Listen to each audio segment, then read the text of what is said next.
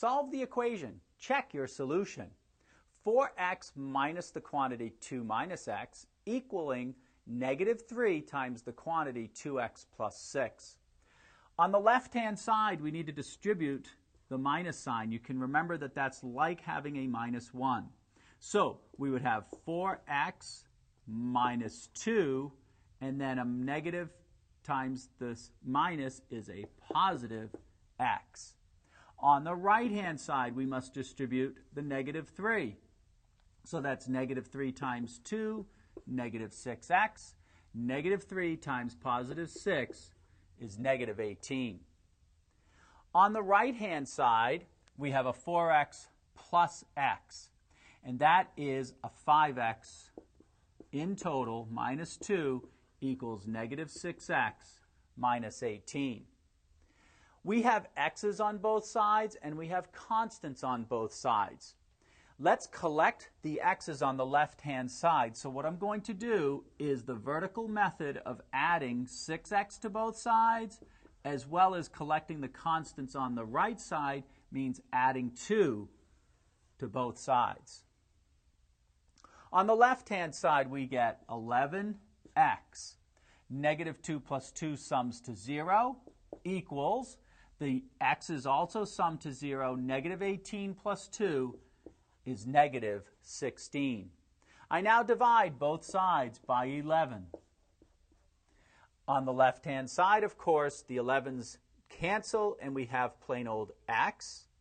And on the right-hand side, that is already in a reduced form, so the answer is x equals negative 16/11.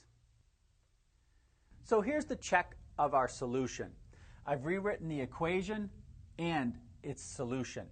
We now need to substitute the negative 16/11 in place of x. So 4 times negative 16/11 minus parentheses 2 minus, and then in parentheses, minus 16/11. And that we want to check to see if it's equal to negative 3 times 2 times, in parentheses, negative 16/11 plus 6. Okay, so we need to simplify. Here we have 4 times negative 16/11. That's going to give us negative 64/11. Then inside the parentheses here, the minusing a negative is the same as adding a positive. So this is minus, and now I'm going to write 2 as 22 over 11 to show that in order to add those, they must have the same denominator of 11. On the right-hand side, we have the negative 3, and then 2 times negative 16, which would be negative 32/11.